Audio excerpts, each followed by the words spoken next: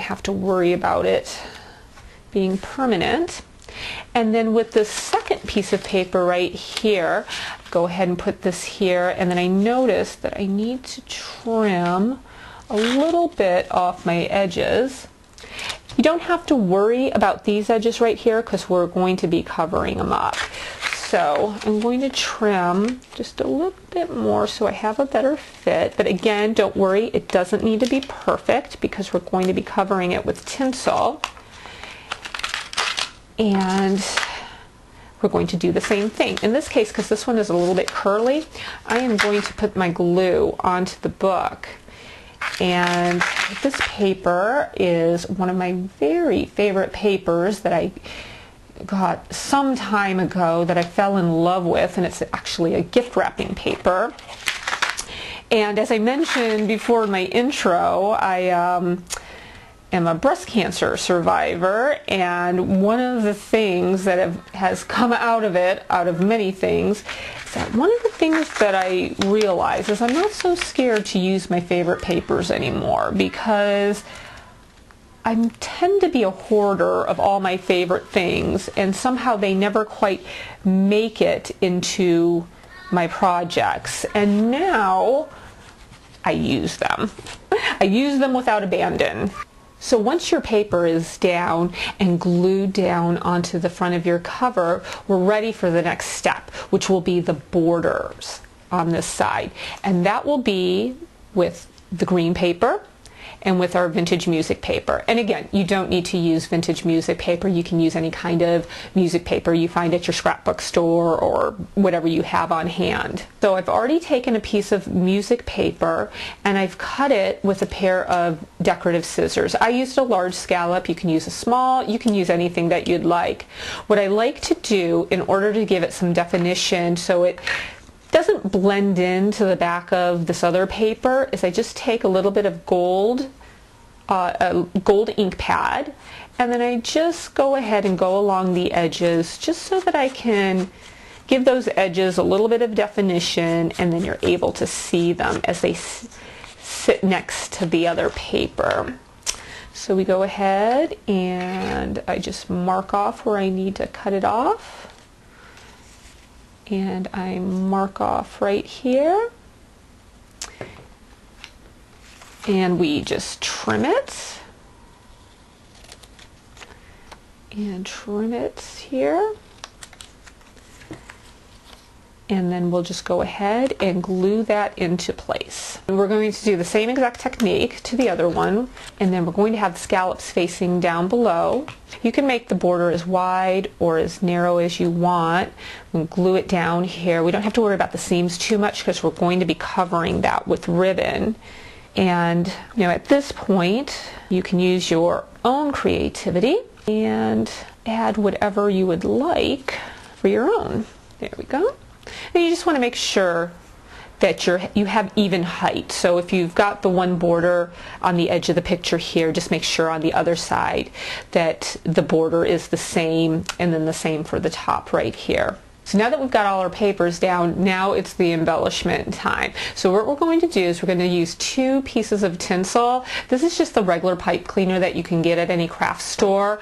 I'm using the silver right now. You can use whatever you'd like for the border, another piece of ribbon or a bigger piece of tinsel. But for this project, we're going to use this.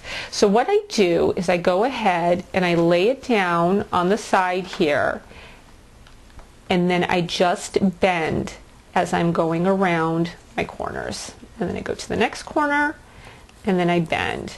And what I'm going to do at this point is I'm going to cut off this little piece with a pair of wire clippers.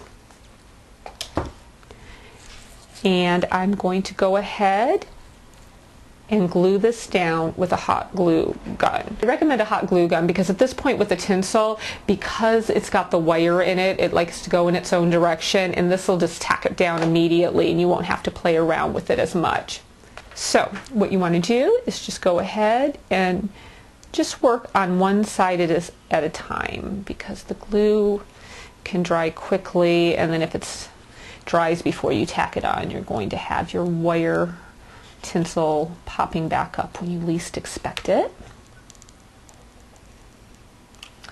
And then once the 3 sides are done, just take your last piece and measure it and clip it off, and then you glue it on down, and then you have your frame.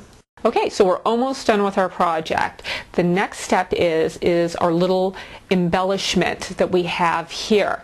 All you need is your little snowflake, like I said, from any craft store. The little crepe paper rosette that I showed you how to make. You're just going to trim it down to size to match the snowflake so that you still have some of the snowflake that's showing behind it. And then your little glitter star. And again, this is just a little plastic glitter star that I got at a craft store, and I went ahead and added more glitter to the star just to give it a little bit more oomph. You glue these things together. And I just use just some glue gun, hot glue, and you glue it onto your star there, or to your snowflake, and then you glue your star on with the point on top. At this point, what you want to do is just add some of the foam dots on the back of your snowflake, so that way when it lays on top of the tinsel, it's not tilting backwards and it's sitting upright, just perfect. And then once you've got it positioned where you want it, you just go ahead, add a little bit of hot glue, and glue your snowflake down into place. So now that we have our star on, we're ready for pretty much our last step, which is the ribbon and the pom-pom to put along the border here. So what we want to do is just go ahead and you just place your pom-pom where it's going to go. Again, I use hot glue. You can use any adhesive that you want. Just form a line right here, place your pom-pom on there, and then just kind of tuck it in right there into the tinsel. And don't worry about the edges, because we can always just trim off on the edge. And then the velvet, I chose a brown because we have some brown here and it kind of gives a good balance of colors. And then you put once again, you put your glue right on there, and we go ahead and just kind of tuck it in there. And again, we can just trim all this off. So again, we do the same thing on this side. And although your friends and family will look at this project like you were working on it for weeks and months on end, as you can see, it takes very little in the way of supplies. And it's really a fast, easy project that would be perfect for, for somebody that you know for their baby's first birthday, first Christmas, for just about anything. You can personalize it to anything that you want. Like I did in this one, I did this actually for a friend of mine, and I put baby's first Christmas, and I added a couple little crystals to the side. But again, I just printed this up with the computer, and you can put baby's first Christmas, baby's first birthday, basically anything that you want to do, to make it more personable and more for the person that you're giving it to. And then that is it. You are done. You can continue on and embellish more. You can hold back and do less. But other than that, you've now got a great gift to give. I'm Karin Aguirre. Thank you for watching Cropped on VirtueRadioNetwork.com.